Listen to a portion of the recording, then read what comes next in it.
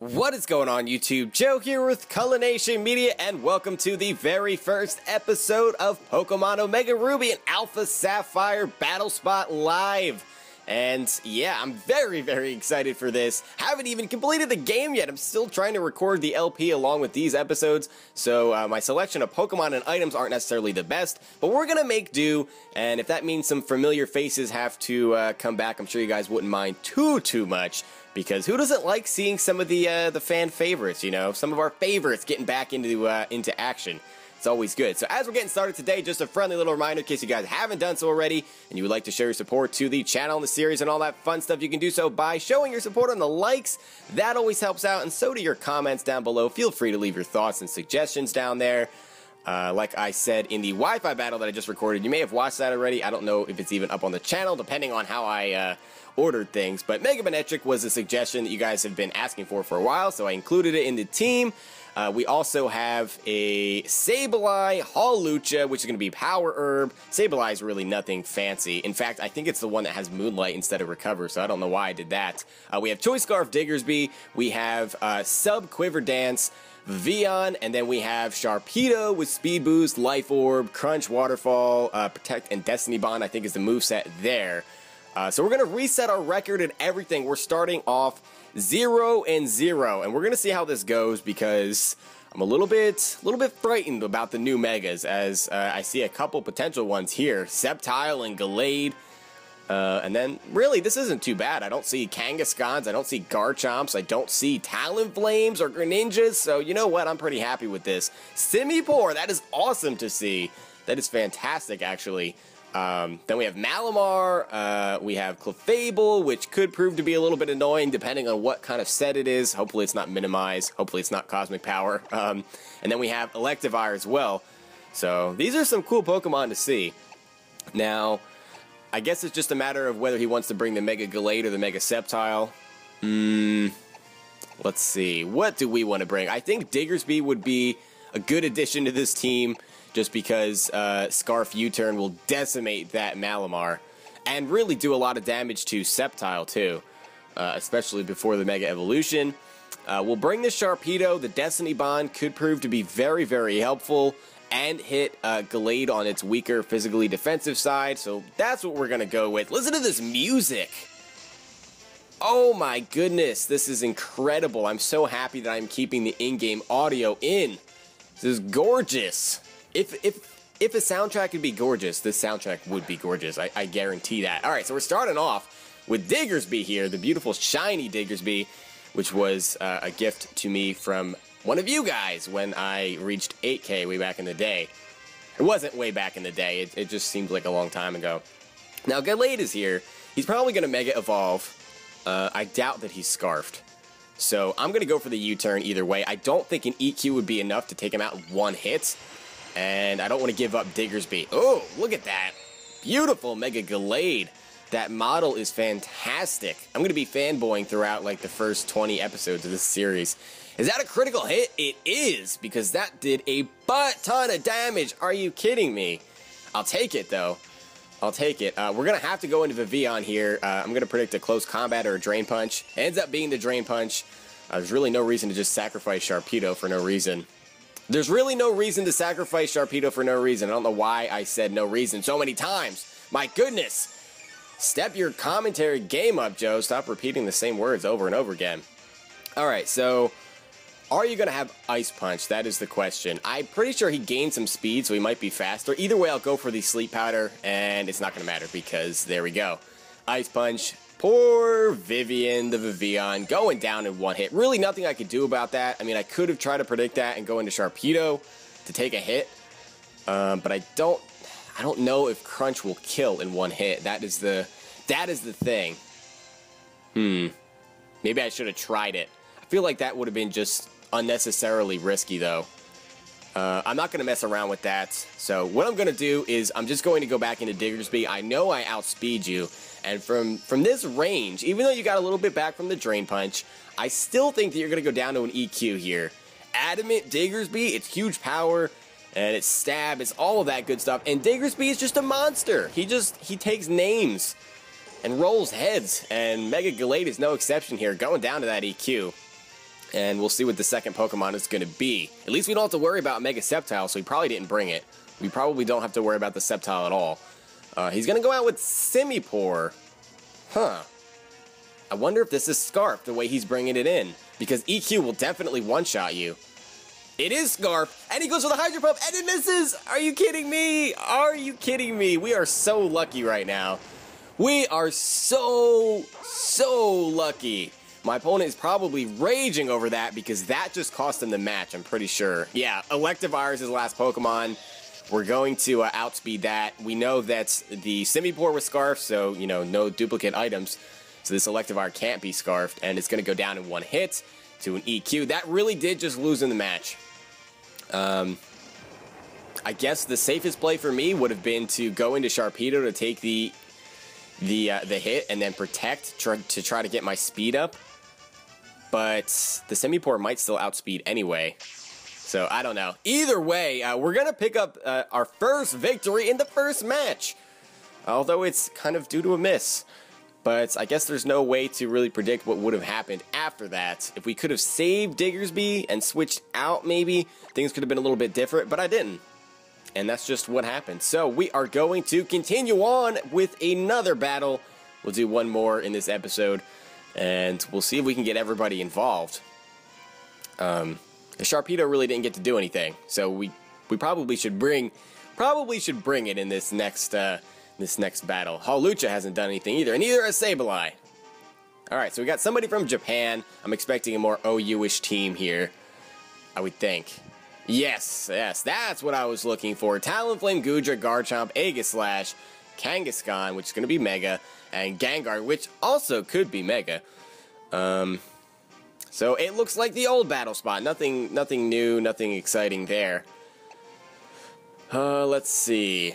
That Talonflame is going to be a problem if I don't bring Manectric, because I can take a Brave Bird, and Mega Manectric will outspeed Talonflame. So I won't get hit with the Flare Blitz. I can just KO it with a T-Bolt. So that's good. I feel like Sableye would be a good choice too, because Foul Play will do a decent amount to Aegislash. We can Will-O-Wisp the Kangaskhan. We can Will-O-Wisp the Garchomp. But we might want to just lead off with the Manectric and get an Intimidate off on something, because he may lead off with the Kangaskhan though.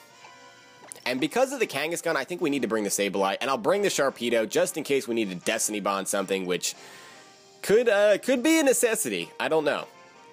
We're going to have to just see what happens. So we're not even going to get Hawlucha in to see any screen time in this episode. We'll have to do it next time around. For those of you that are new to the series, basically what it is I just bring the same team, like usually 3 episodes in a row, and then I just replace everyone and just, you know, bring all new Pokemon and go from there. And maybe a couple of weeks down the road, some, you know, returning faces will come in, and that's pretty much how it goes. So my opponent is still thinking about who to bring.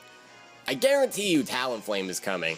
And Kangaskhan, for that matter. That's right, I'm guaranteeing 2 out of his 3 Pokemon right now. Kind of silly, but that's just what it is. It's like they bring the same 2 all the time. The third one is the only one that's up for grabs. So there we go, leading off with Manectric. Good old Sparks. Always puts in a lot of work. And then we have Talonflame. There we go, I got 1 right so far. So we're probably going to see a switch. Either a hard switch or a U-turn. Probably a U-turn because I don't outspeed before Mega Evolving. So you're probably safe just going for the U-turn. That way, in case I do hard switch, you get some momentum going. Either way, I'm going to go for the T-Bolt. There is the Mega Evolution. I love Mega Manectric. I never really used it during X and Y. I used it at the beginning, and then I just kind of stopped using it once it went up to OU, but I'll start using it here and there, especially on Battle Spot. There is the U-turn. That shouldn't do too much after the Intimidate. Actually, that did kind of do a lot. Maybe that's Choice Banded. I would not be surprised if it was Choice Banded. That is all the rage these days. Sharpie, Talonflame, and Choice Band Talonflame. Alright, out comes the Kangaskhan. Well, what do you know? I did manage to get 2 of his teammates correct. And T-Bolt does over half to the Kangaskhan, and we get the power up. The luck is on our side today. Now, I would assume that a Fake Out would be coming. It's possible that this Kangaskhan has EQ, but I don't think he's going to go for it here. Most of the time, they just Mega Evolve and go for Fake Out. So we can switch in Sableye. I mean, because even if he does go for EQ, I don't think it's going to do that much. It's unstabbed, and this particular Sableye is physically defensive. So, yeah, we'll see what happens. Out comes Sableye. There is the Mega Evolution. Show me... Oh, Power Up Punch would work too. Fake Out, Power Up Punch, any of those things. I don't know why you would go for a Power Up Punch. But no, it actually is the EQ. Okay, so we're going to have to take some damage here. Hopefully not too much. Oh, that was a critical hit! And it's going to force us to eat our Citrus Berry, which kind of stinks, but we'll definitely take this next one. And that was a critical hit too! What in the world just happened? A double crit on the EQ? That is just not even fair.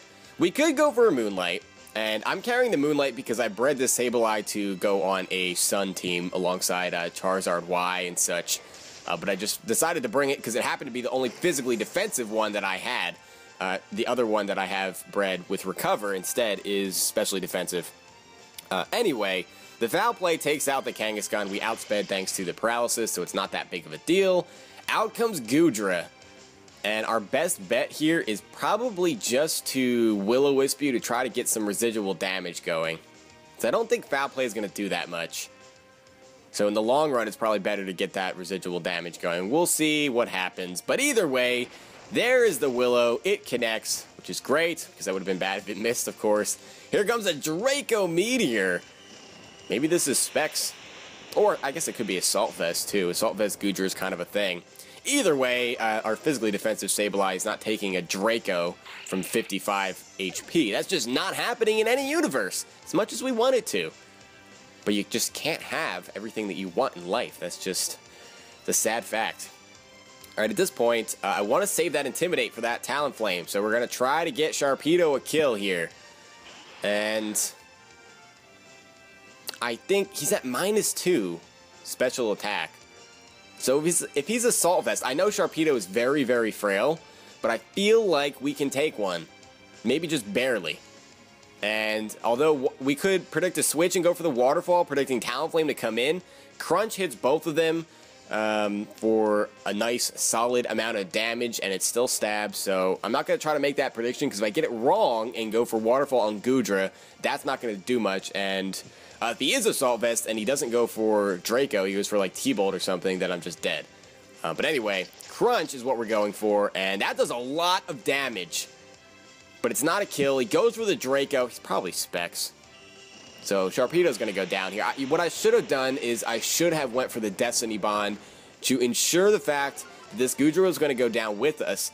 And then we could come in and get that Intimidate on the Talonflame. Because now we have to send in our Mega Manectric. We don't have any other switch-ins. And we're going to get a useless Intimidate off on the Goodra instead, which really isn't going to do anything for us. He's not going to switch it out. He's just going to fodder it off here because that's his only play. And we have to go for T-Bolt. All of our attacks except for Snarl are resisted, but we'll just go for our most powerful attack. And that barely takes it out. So if that was Assault Vest, it may not have taken it out, honestly. Goodra's just that bulky. But now it all comes down to this. We're going to have to take a Brave Bird from this Talonflame. And he has to go for Brave Bird, because if he goes for Flare Blitz, we outspeed. I know T-Bolt will kill. Talonflame is definitely not bulky enough to take a T-Bolt from a Mega Manectric. The question is, are you going to get a critical hit or something on this Brave Bird, or are you just Choice Banded and it just does way too much damage? I don't know. I don't use Mega Manectric enough to know what that calc is. But we'll see here. We're going to find out together. The moment of truth right here. And Mega Manectric is going to survive at 24 HP. Barely hanging on. Good old Sparks coming through for us there. We get off the T-Bolt. That is a KO'd Talonflame, and that is our second victory of the day. So we're starting off this series with a 2-0 record. I like that a lot. I really, really like that a lot. It feels like this was a bit of a short episode. We're only about 14, 15 minutes in. Anyway, but we're going to call it quits here. So we're going to start up the second episode with a nice little jump forward as far as our record is concerned at 2-0. So I'm happy about that. I hope you guys enjoyed. this first episode. If you did, please make sure you're leaving a like, rating, or a comment, or whatever you would like to do, and I will see you all next time. But until then, game on!